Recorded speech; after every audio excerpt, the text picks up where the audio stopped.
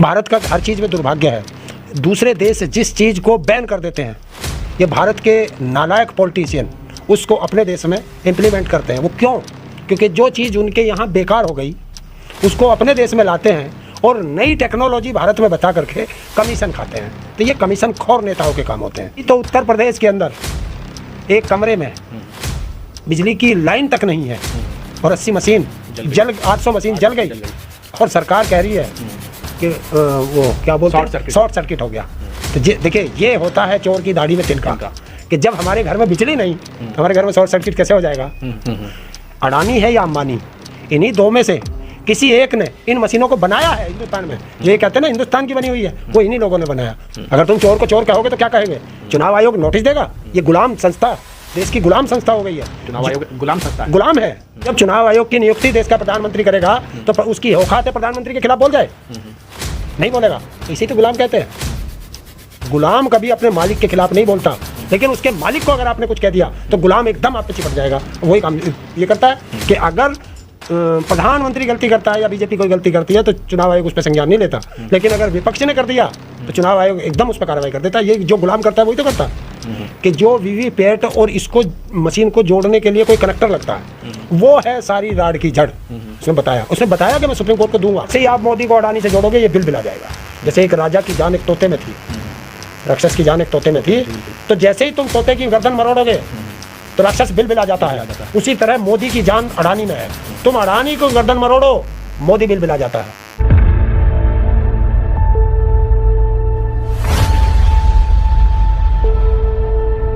नमस्कार साथियों, हमारे साथ आज बात करने के लिए किसान नेता हरिंदर ताऊ जी हैं और सोशल मीडिया पर आप लगातार इनको देखते होंगे। ये अपनी बातों को लेकर के पूरे देश में मशहूर है और ये जो बोल जाते हैं वो कई सारे यूट्यूबर इनकी बातों को कॉपी करते हैं।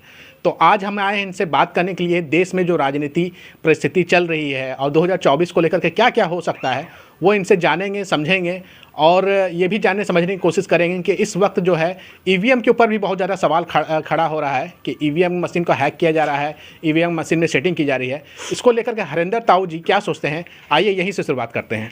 तो सबसे पहले आपसे मेरा सवाल यही है कि जो ईवीएम मशीन को लेकर के लगातार सवाल उठ रहे हैं, कल ही जो है वकीलों का बहुत बड़ा प्रदर्शन हुआ है दिल्ली के अंदर में और वो ईवीएम के ऊपर सवाल उठा रहे हैं। आप कैसे देखते हैं, क्या ईवीएम मशीन में हेरफेर की जा सकती है?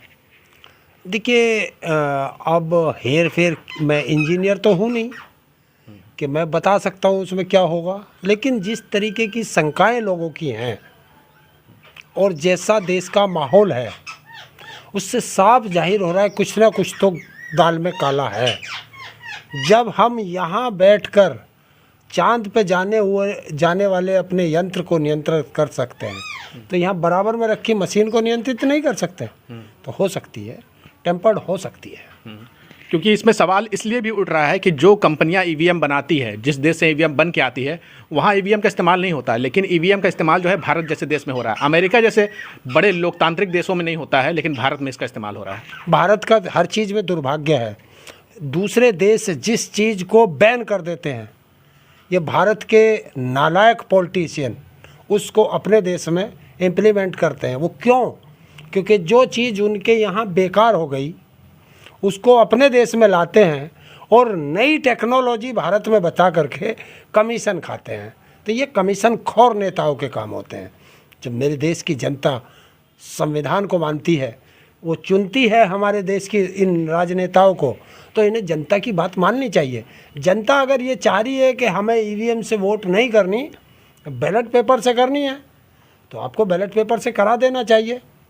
और एक सबसे बढ़िया तरीका है, मैं राजनेताओं की बात का भी समर्थन करता हूँ और मैं जनता की बात का भी समर्थन करता हूँ। मैं ना उनकी बात को घेर रहा ना जनता की घेर रहा। बैलेट पेपर और ईवीएम, जिस तरीके से वीवीपैट में निकलती है पर्ची, वो पर्ची उस डब्बे में ना जाके जो वोट डालने गया उसके हाथ में दो निकाल के, और एक अलग डब्बा रखो। वो अपनी पर्ची देखेगा कि मैंने जिस पार्टी को वोट दी है उस पार्टी की मेरी पर्ची है, और उस डब्बे में डाल देगा। और जब गिनती हो तो वीवीपैट की भी गिनती हो और इलेक्ट्रॉनिक मशीन की भी गिनती हो। दूध का दूध और पानी का पानी हो जाएगा कि जनता को पता चल जाएगा कि वोट ये इलेक्ट्रॉनिक मशीन ख़राब है ये अच्छी है, ताकि जो है मैच किया जा सके। लेकिन कराएंगे नहीं। जब जो चोर होता है वो अपनी चोरी का रास्ता कभी नहीं पकड़ने देगा आपको, और यही राजनेताओं की चोरी है, यही सरकार की चोरी है कि वो कैसे पकड़वा देगी आपको। तभी तो उत्तर प्रदेश के अंदर एक कमरे में बिजली की लाइन तक नहीं है और 80 मशीन जल 800 मशीन जल गई, और सरकार कह रही है कि वो क्या बोलते हैं, शॉर्ट सर्किट हो गया। तो देखिए, ये होता है चोर की दाढ़ी में तिनका, कि जब हमारे घर में बिजली नहीं तो हमारे घर में शॉर्ट सर्किट कैसे हो जाएगा। तो वो जलनी शुरू हो गई है। और जैसे ही ईवीएम के ऊपर सवाल किया जाता है तो सबसे ज़्यादा परेशान अगर कोई होता है तो भारतीय जनता पार्टी होती है। जब कांग्रेस का राज था तो ये ईवीएम का विरोध करते थे कि ईवीएम गलत है, और आज ये ईवीएम का समर्थन करते हैं।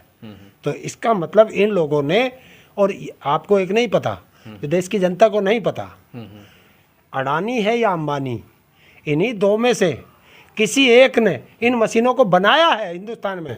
जो ये कहते हैं ना हिंदुस्तान की बनी हुई है, वो इन्हीं लोगों ने बनाया। और हिंदुस्तान वाले तो वो हैं कि अभी एक था, एक कहावत है हमारे देश की कि 3 इंजीनियर बैठे, उसमें एक जापान का था, एक अमेरिका का था, एक इंडिया का था। जापान ने कहा कि देखो हमने कितनी बारीक सुई बनाई है, बोले बस तुम इसमें कुछ कर सकते हो। अमेरिका वाला बोला लाओ, अमेरिका वालों ने उसमें पीछे छेद कर दिया, बोला देखो तुम्हारी इस बारीक में भी हमने छेद कर दिया। इंडिया वाले बोले बस, बोले तुम क्या करोगे, मैं लाओ, उन्होंने तुरंत उस पर मेड इन इंडिया लिख दिया। तो ये है हिंदुस्तानियों का, तो ये काम है इनका। इस वक्त जो है जो चुनाव आयोग है उसने साफ साफ निर्देश दिया है, एक तरह से कहिए तो लोगों को चेताया है जो लोग ईवीएम पे सवाल खड़ा कर रहे हैं कि अगर आप ईवीएम के ऊपर सवाल खड़ा करते हैं तो आपको नोटिस भेजा जाएगा और आपको जवाब दाखिल करना पड़ेगा। हाँ, यही तो है। अगर तुम चोर को चोर कहोगे तो क्या कहेंगे, चुनाव आयोग नोटिस देगा। ये गुलाम संस्था, देश की गुलाम संस्था हो गई है। चुनाव आयोग गुलाम संस्था है? गुलाम है। आप कैसे बोल सकते गुलाम है वो? मैं साबित कर दूंगा। अभी जो 3-4 राज्यों के चुनाव हुए हैं, लगभग 10,000 के करीब कंप्लेंट आई हैं। क्या किसी एक पे बोला, किसी एक का संज्ञान लिया? नहीं लिया ना। तो इसे ही तो गुलाम कहते हैं। और पता नहीं वो किसने, एक ने किया था, उसे नोटिस दे दिया विपक्ष वाले को। तो ये होता है। मतलब आपका कहना है कि अगर विपक्ष की तरफ से कोई गलती होता है, विपक्ष के नेताओं की तरफ से गलती होता है, तो ये चुनाव जो है, चुनाव आयोग जो है हरकत में आ जाता है। लेकिन सत्ता पक्ष का अगर कोई आदमी है, मोदी जी हैं, शाह जी हैं, या फिर योगी जी, या फिर अन्य कोई बड़े नेता है, तो उनके ऊपर कार्रवाई नहीं होती है। देखिए, अब एक बात तो बताओ, आपको चुना मैंने, तो आपकी औकात है कि आप मेरे खिलाफ कर दोगे? आप तो मेरी गुलामी करोगे ना। तो जब चुनाव आयोग की नियुक्ति देश का प्रधानमंत्री करेगा तो उसकी औकात है प्रधानमंत्री के खिलाफ बोल जाए? नहीं बोलेगा। तो इसे तो गुलाम कहते हैं। गुलाम कभी अपने मालिक के खिलाफ नहीं बोलता, लेकिन उसके मालिक को अगर आपने कुछ कह दिया तो गुलाम एकदम आप पे चिपट जाएगा। वही काम ये करता है कि अगर प्रधानमंत्री गलती करता है या बीजेपी कोई गलती करती है तो चुनाव आयोग उस पर संज्ञान नहीं लेता, लेकिन अगर विपक्ष ने कर दिया तो चुनाव आयोग एकदम उस पर कार्रवाई कर देता है। ये जो गुलाम करता है वही तो करता है। चुनाव आयोग का ये भी कहना है कि जो लोग ईवीएम के ऊपर सवाल खड़ा करते हैं उनमें अगर हिम्मत है तो वो ईवीएम को हैक करके दिखाए, और जो लोग प्रोटेस्ट करते हैं उनका ये कहना रहता है कि हमें ईवीएम मशीन दी ही नहीं जा रही तो हम कैसे उसमें आपको करके दिखाएंगे। वो कहते हैं दूर बैठे बैठे। देखिए, अभी मैंने एक सुना है, सैम पित्रोदा है कोई। हाँ, सैम पित्रोदा अमेरिका में। हाँ, वो अमेरिका में रहते हैं, इंडियन है। और वो एक मतलब क्या बोलते हैं उसे, इंजीनियर टाइप है। जी जी। तो उसने कहा है कि जो वीवीपैट और इसको मशीन को जोड़ने के लिए कोई कनेक्टर लगता है, वो है सारी राड की जड़। उसने बताया कि मैं सुप्रीम कोर्ट को दूंगा, और वो कब देगा या क्या करेगा ये तो देखो वो लोग जाने। ये हमारे राजनेताओं को देखना भी चाहिए कि जो आदमी कह रहा है, तो कौन सी आफत है जब तुम 800 मशीन जला सकते हो तो एक मशीन दे भी सकते हो कि ले भाई कर दे। हम जो कर देगा तो सबके सामने आ जाएगा। नहीं तो तुम्हारी अगर उस पर नहीं हुआ तो ये तो सरकार के लिए अच्छा है, और अगर कर देगा तो सरकार कहे कि हाँ भैया ये टेम्पर्ड हो सकती है, इसे बदल रहे हैं, और क्या करना है सरकार को। लेकिन नहीं करेंगे। इस मामले को लेकर के बहुत सारे एडवोकेट्स जो हैं वो याचिका दाखिल भी किए सुप्रीम कोर्ट में, और कहा जा रहा है कि 10 फरवरी तक जो है इसके ऊपर फैसला भी आ जाएगा। चुनाव आयोग के ये ईवीएम के इस्तेमाल को लेकर के फैसला भी आ जाएगा। क्या लगता है कि न्यायालय की तरफ से कुछ इस पर उम्मीद के तौर पे जनता देखे इसे? देखिए, देश में सब न्यायालय की तरफ ही देखते हैं, लेकिन कभी कभी न्यायालय भी दबाव में आकर के हो जाता है, क्योंकि हमने देखा है कि फैसला देने के 2 महीने बाद राज्यसभा जा सकता है चीफ जस्टिस। तो अब क्या कहेगा ये देश कि जनता किस पे विश्वास करे? यहाँ आके थोड़ी संशय पैदा होती है। बाकी देखेंगे, आशावादी हैं हम लोग, निराशावादी नहीं हैं। जब तक जिएंगे लड़ेंगे। देश को जब हमने मुगलों के हवाले नहीं छोड़ पाए, हम अंग्रेजों के हवाले नहीं छोड़ पाए, तो इन काले अंग्रेजों को क्या है, इनके हवाले थोड़े ही छोड़ देंगे। देश जनता का है, संविधान से चलना चाहिए। और ये 2024 का चुनाव इस देश का भविष्य तय करेगा। ये शायद आखिरी चुनाव है। अगर 2024 में नरेंद्र मोदी की सरकार बन गई तो इस देश में चुनाव नहीं होगा।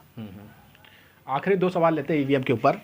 जो सत्ता पक्ष से जुड़े हुए लोग हैं वो कहते हैं, खासतौर से उसमें मेन स्ट्रीम मीडिया भी शामिल है, वो कहते हैं कि जब विपक्ष किसी राज्य में जीतता है तब तो ईवीएम मशीन सही हो जाती है, लेकिन जैसे ही भारतीय जनता पार्टी चुनाव जीतेगी आप लोग जो है अपना हार का ठिकरा ईवीएम के ऊपर फोड़ देते हैं। देखिए, जो जिसे आप मेन स्ट्रीम मीडिया कह रहे हैं, तो वो मेन स्ट्रीम मीडिया तो देश के अंदर बची नहीं है। उससे आप एक एडवर्टाइजमेंट कंपनी प्राइवेट लिमिटेड कह सकते हैं, क्योंकि एडवर्टाइज कंपनी को पैसा दीजिए, अपना एडवर्टाइज कराइए। तो ये तो अपनी टीआरपी बढ़ाने के लिए और अपना चैनल चलाने के लिए ये तो उसके चरणों में जाकर के बैठ गए हैं सरकार के। क्योंकि अगर सरकार की ये चाटुकारिता नहीं करेंगे तो इनको जो है ऐड नहीं मिलेंगे, ऐड नहीं मिलेंगे तो इनका चैनल नहीं चलेगा। तो ये तो उस तरफ चले गए। देश का चौथा स्तंभ जो मीडिया कहा जाता था वो तो गड्ढे में चला गया। उस पर देश को विश्वास नहीं करना चाहिए। अब तो जिसे तुम मीडिया कह रहे हो उससे बीजेपी की आईटी सेल कह सकते हैं।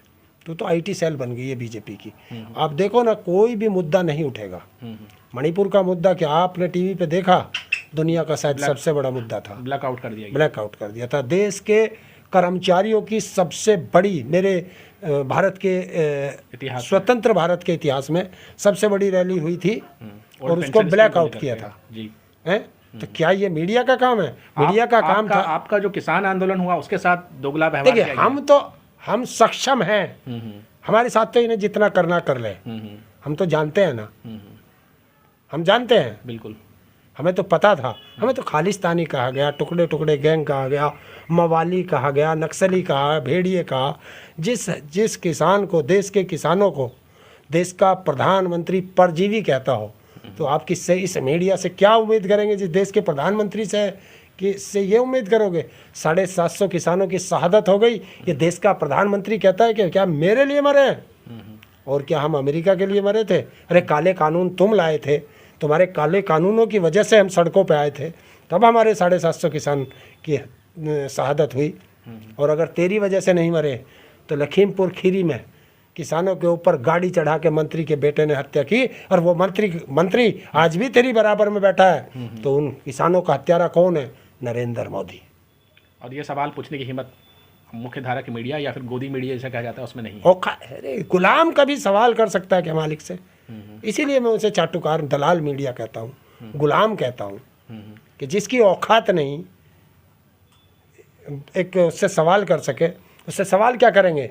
आप आम काट के खाते हैं, छील के खाते हैं? ये कौन करता है? वो कौन किसको पत्रकार बनाया? एक फिल्म स्टार को, जिस पे भारत की नागरिकता भी नहीं थी हैं। और एक पूछती है कि आप कौन सा टॉनिक लेते हैं कि आपके अंदर इतनी एनर्जी आती है? ये कौन पूछता है? क्या बिस्तर पे लेटना था जो एनर्जी पूछते हो? एनर्जी पूछनी थी तो ये पूछना था कि तुम्हारे में हिम्मत है कि मणिपुर जा सकते हैं या नहीं जा सकते। और अगर मणिपुर नहीं जा सकते तो इस गद्दी पे बैठने का अधिकार नहीं है। अगर हिम्मत थी तो ये सवाल करके देखो। एक आखिरी सवाल ईवीएम के ऊपर लेते हैं कि जब ईवीएम के ऊपर इतना डाउट हो रहा है तो राजनेताओं के द्वारा सामाजिक संगठनों के द्वारा इसको लेकर के एक बड़ा आंदोलन क्यों नहीं किया जा रहा है? क्योंकि भारतीय किसान यूनियन के टिकैत साहब ने भी कहा है कि ईवीएम को लेकर के आंदोलन होना चाहिए, और अन्य राजनीतिक पार्टी जो है वो भी कहती है कि ईवीएम को लेकर के आंदोलन होना चाहिए, लेकिन कोई आंदोलन करता क्यों नहीं है? देखिए, हम लोग तो सामाजिक आंदोलन वाले हैं जी, सामाजिक आंदोलन, समाज के मुद्दे पर हम लोग आंदोलन करते हैं। अच्छा, अगर हम ईवीएम पे आंदोलन करें तो फिर हमारे ऊपर फिर वही लगाएंगे कि हर चीज़ में यही आते हैं आगे। तो ये राजनेताओं का काम है कि उनके सड़कों पे आना चाहिए और इनको और ना कुछ करे, चुनाव का बहिष्कार कर दे सारी पार्टियां, खत्म करो, चलेगा, इंटरनेशनल मुद्दा अपने आप आ जाएगा। और जब देखिए, एक चीज़ है इस देश के अंदर, मोदी को एक चीज़ का सबसे बड़ा खतरा है, अपनी इमेज का। जब तक मोदी की इमेज पर कोई बात नहीं आएगी, मोदी उस पीछे नहीं हटता। जब किसान आंदोलन चल रहा था, 12 महीने हो गए थे, 1 साल हो गया था, मोदी की इमेज पे फर्क नहीं पड़ रहा था। जब 750 किसानों की शहादत हो गई और ये इंटरनेशनल उठने लगा और मोदी की इमेज गिरने लगी, तुरंत रात को आया, वापस हो गया। हमारी बेटियां, देश की बेटियां, इंटरनेशनल खिलाड़ी आंदोलन कर रही थी, सड़कों पे बैठी थी, उनको घसीटा गया, उनके चेहरों पर जूते रखे गए, उनको अपशब्दों से नवाजा गया, देशद्रोही तक कहा गया। मोदी की इमेज नहीं जा रही थी, तो मोदी नहीं पीछे हटा। जैसे ही बेटी ने अपने सन्यास के जूते टेबल पर रखे और उसने बजरंग पूनिया ने जैसे ही पद्म श्री सड़क पर रखा, और एक गूंगा पहलवान है, धन्य है ऐसे माँ बाप जिन्होंने ऐसे बेटे और बेटियां जनी है, जो ना बोल सकता है ना सुन सकता है, लेकिन उसके दिल था, उसने दिल से आवाज़ सुनी अपने साथी की और पद्म श्री त्याग दिया। ये होते हैं। तो वो जब इंटरनेशनल जो छवि पे आई, 24 घंटे के अंदर कार्रवाई होगी, क्योंकि इमेज, मोदी की इमेज खराब हो रही थी। जो इन्होंने 5 साल में 5 लाख करोड़ रुपया खर्च करके मोदी इमेज बना रहा है। 5 लाख करोड़ किसका था? इस देश की जनता के टैक्स का पैसा अपनी इमेज में लगा रहे हो। तो वो जब उस इमेज खराब होती है, तब ये पीछे हटता है। राहुल गांधी की सदस्यता क्यों गई? राहुल गांधी ने डायरेक्ट अटैक कर दिया था मोदी पे, मोदी की इमेज खराब कर दी थी। तो सोचा ये तो इमेज खराब कर देगा, इसको बाहर करो, सारे काम कर दिए। तो जनता को अटैक मोदी पे करना, जितना अटैक मोदी पे जनता करेगी, नेता नहीं, जनता, नेताओं को तो ये घेर लेगा क्योंकि ड्रामेबाज है। जनता को अटैक करना चाहिए। सिर्फ मोदी को अडानी से जोड़ दो, जैसे ही आप मोदी को अडानी से जोड़ोगे, ये बिल बिल आ जाएगा। जैसे एक राजा की जान एक तोते में थी, राक्षस की जान एक तोते में थी, तो जैसे ही तुम तोते की गर्दन मरोड़ोगे तो राक्षस बिल बिल आ जाता है। उसी तरह मोदी की जान अडानी में है, तुम अडानी को गर्दन मरोड़ो, मोदी बिल बिल आ जाता है। तो ये वो कारण है, क्योंकि मोदी ही अडानी है, अडानी ही मोदी है, अडानी ही सत्ता है, सत्ता ही अडानी है, ये सब है। तो साथियों, ये थे हमारे साथ हरेंद्र ताऊ जी, जिनसे हमने ईवीएम को लेकर के बात किया। आगे